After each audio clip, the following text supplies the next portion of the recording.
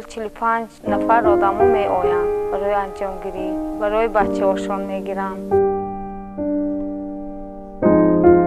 بسیار از مچه های کوهینجی می بیایند، از غانچی، از زفرآباد.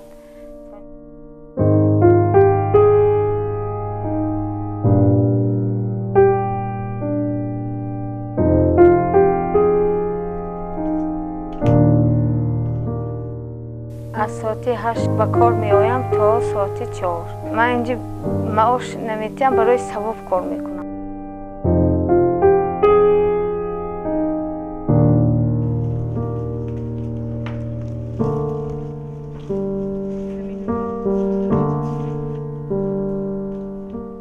انجام من بچه من کلام ترکیه پشت میشه.